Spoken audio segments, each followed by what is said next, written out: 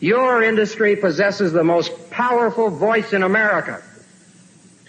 It has an inescapable duty to make that voice ring with intelligence and with leadership.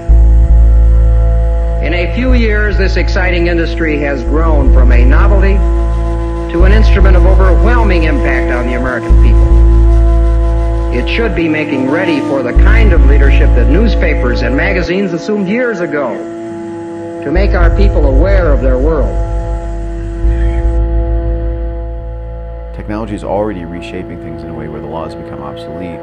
And certainly the tech leaders realize now that if you're the CEO of a major tech company, you are a political figure whether you choose to be or not. I can tell you right now, however, that I'm deeply concerned with the concentration of power in the hands of the networks. These are the 5 most valuable companies in America. Notice anything? They're all tech companies, and their dominance is attracting attention from watchdog groups that say their market power is harming competition and the economy. So there is a sense that actually big tech has got too big to self-regulate and therefore needs some sort of state interference at this point. Well, if so, how do you sustain a business model in which users don't pay for your service? Senator, we run ads. I see.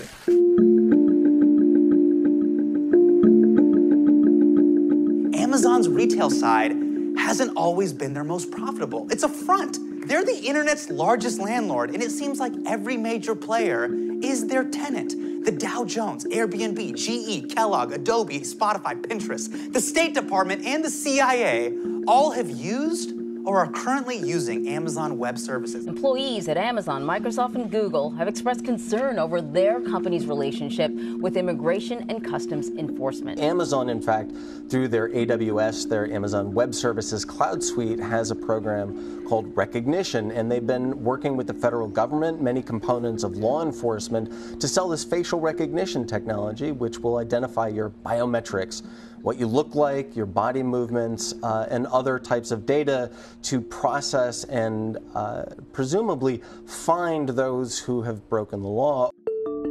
We tested Amazon's facial recognition software by using it to compare every member of Congress to a set of mugshot photos. Here's what we found. The software incorrectly matched 28 members to someone who had been arrested.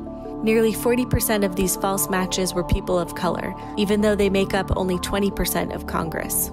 We are profiting off of the potential exploitation of migrants. We're not talking about criminals, we're not talking about gang members here. We're talking about human beings who had the only option was to do a long, dangerous trek across the desert, and their legal status suddenly shifted through a political crisis. There are no nations, there are no peoples, there are no Russians, there are no Arabs, there are no third worlds, there is no West.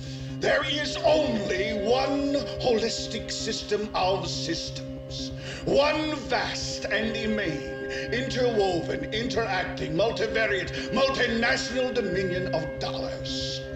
Petrodollars, electrodollars, multi-dollars, Reichmarks, rands, rubles, pounds, and shekels. Google is now helping the United States military train and improve drone strike accuracy against Islamic State targets.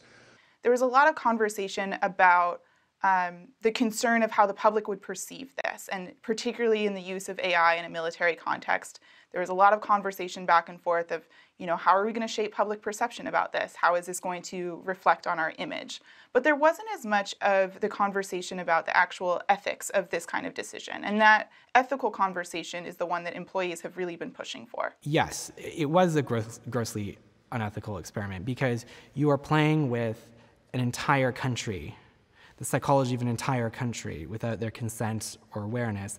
And not only are you playing with the psychology of an entire nation, you're playing with the psychology of an entire nation in the context of the democratic process. So the employees at technology firms have said, look, our tech is capable of many things, but if we don't rein it in now and apply values, then it could run away from us and be used for some potentially horrible thing. I don't have to tell you things are bad. Everybody knows things are bad. They're crazy. It's like everything everywhere is going crazy, so we don't go out anymore. We sit in the house, and slowly the world we're living in is getting smaller, and all we say is, please, at least leave us alone in our living rooms. Let me have my toaster and my TV and my steel-belted radios, and I won't say anything. Just leave us alone. Well, I'm not going to leave you alone. I want you to get mad. I don't know what to do about the depression and the inflation and the Russians and the crime in the street. All I know is that first, you've got to get mad. You've got to say, I'm a human being. God damn it. My life has value.